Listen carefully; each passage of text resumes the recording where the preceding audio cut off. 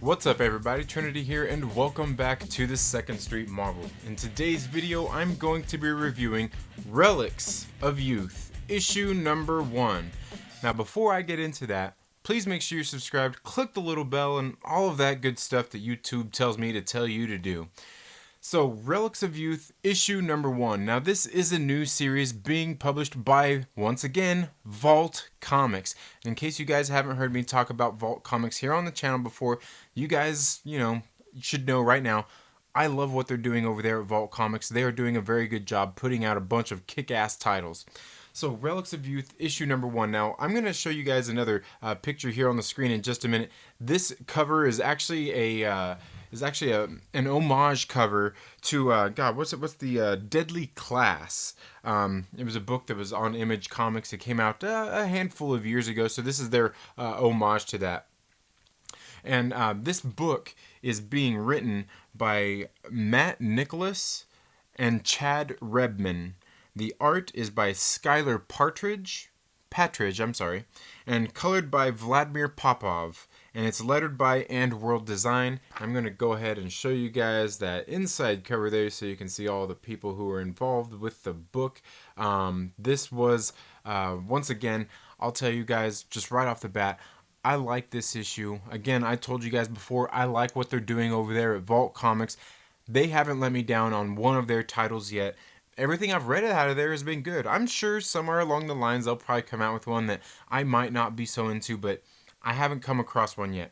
So this book, basically what's going on here is we got a bunch of kids coming together, and they're not all necessarily kids, but they're some of them range from teenage all the way probably up into their 20s. But I believe there's a handful of them. There's 6 of them here, and they're all coming together because there's something strange going on, and they're all from they all kind of have different backgrounds. Like we got the first one here, who is Derek Forge. Looks like he's a young man. It looks like he's probably been coming down with like cancer or something, as we see him getting some treatments.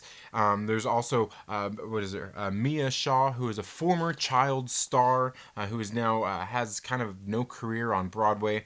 There's Tristan Lee, who is kind of it looks like she's somewhat of a child, maybe not a child prodigy, but somebody who is has standards in her family, or kind of, maybe it looks like she's probably from a family who they're trying to make her go and do something, make something of her life. I'll show you there. He's got her father there yelling at her to finish her piano lessons because practice makes perfect.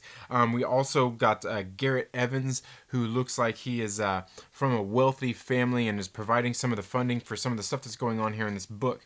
We've also got Blake Howard, who is, he looks like he's getting ready to possibly go into like the military or something, as it looks like that's probably something that has happened in his family, kind of a generation thing, something like his father did and his grandfather before him, so on and so forth.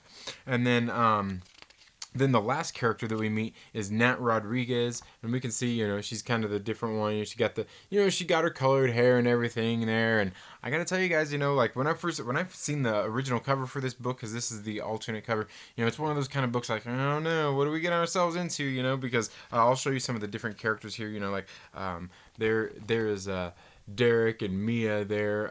You can see Derek and Mia there, the former childhood star. Like I said, there's Tristan and Garrett, and you can kind of see, they look like they're all kind of representative of, just different walks of people in our life out there in the world. And then again, there is the other young man who is getting ready to go into the military. And pretty much what's happening here is all these kids ended up getting this they got these tattoos that just kind of appeared out of nowhere. And again, these tattoos are something really weird, and they all look the same, and nobody else can see them. Only they can see them. And so basically, it looks like Nat Rodriguez is one of the characters who has kind of reached out to these other kids. I'm not sure how they all got a hold of each other, how that all comes about. I'm sure that'll be fleshed out in the story somewhere.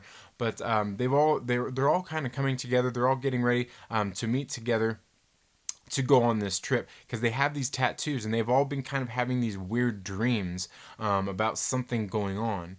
So they all come together. They all meet at meet down in Florida as the one kid who's kind of living the high life. His parents are rich, and that's Garrett Evans. His parents are rich, and they're getting ready to hop on use Garrett's family yacht to go to this. They don't really know where they're going. The tattoos actually kind of lead them in the direction where they're going. So they hop on this yacht to go out to the Bermuda Triangle is where they're headed to. So they're going out to the Bermuda Triangle looking for this particular island that the other kid, I believe, God, what was his name? Blake? Derek. Okay. Derek had been drawing. They've been having these visions. So they get on this yacht.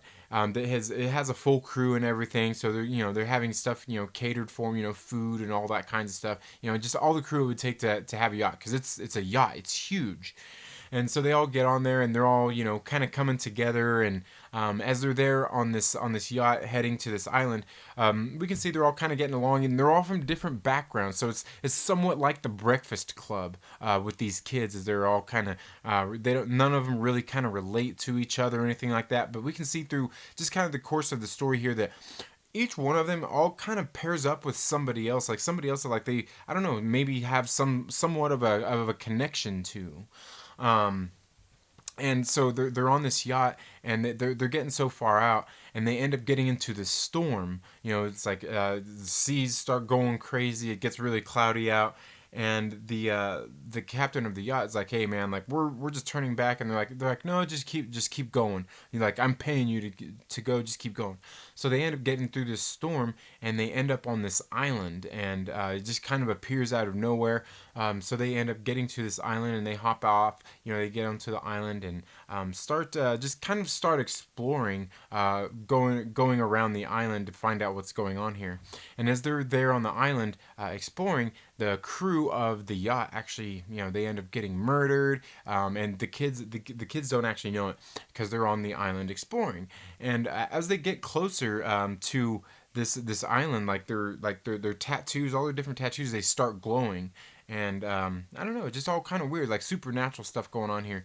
And as they're there on the island, they're there exploring, and they all start to come upon like this old city. Looks like maybe it's like an old Aztec kind of city or anything like that. But what they end up finding was the city, and they find this crashed ship that was, I believe, the ship of God, who is it? Ponce? Is it Ponce de Leon? Yeah, I think it was. Let's see. It doesn't really say in here. But they come upon this crashed ship there on the island, and that's kind of as they're there exploring and finding all these different things, they just a lot of crazy things kind of start happening. Crazy stuff has kind of brought them together, and it appears that that's what they're after is maybe like the Fountain of Youth, or maybe there's some gold or some sort of treasure. We don't really know what's going on, because you know why? That's kind of where the book leaves off. It leaves you wanting more after the first issue. Altogether, I gotta say, I really did like this book. It was something, like I said, going into it, seeing like the characters and the kids in it. I was judging a book by its cover, but I went ahead and went into this with an open mind, because, like I said before, I like what they're doing at Vault Comics. This book was really well written. It introduces the characters really well. It wasn't too heavy on the introductions. I've read a couple of books where you get out there and start reading it, and it's really heavy on the exposition and introducing characters, and you can't really remember who they are. And sure, while I don't remember the names, I do remember the characters and kind of what's going on with them. But that's some of the art there. You can see the colors is colored really well. Here, I'll show you like when they get to this island and they're starting to discover some of the stuff. Really well written, beautiful book, absolutely beautiful book. Just something a little bit different than some of the other titles that I've read on Vault Comics. Altogether, like I said, I really enjoyed this issue. If you're into something like that, like I said, it seems like it's somewhat of like maybe it's going to be like some like a fantasy horror type of thing, like exploration. I really don't know what genre this really fits into, but I really enjoyed it. But I don't know. What do you all think? Have you read Relics of Youth? If not, is it something that you might be into? Let me know down in the comments below. That's all I have for this video today, folks. Thank you all so much for tuning into the 2nd Street Marvel. If you haven't already, please make sure you're subscribed and click that little bell so you get notifications anytime I have uploaded new content. And if you like this video, please give it a thumbs up, and if you don't, give it a thumbs down. I really don't care about all that. But while you're at it, make sure you share it with a friend and invite them to come hang out with us here on the 2nd Street Marvel. You all have a very good day. Have a great rest of your week. Happy reading, and we'll see you in the next video. Later.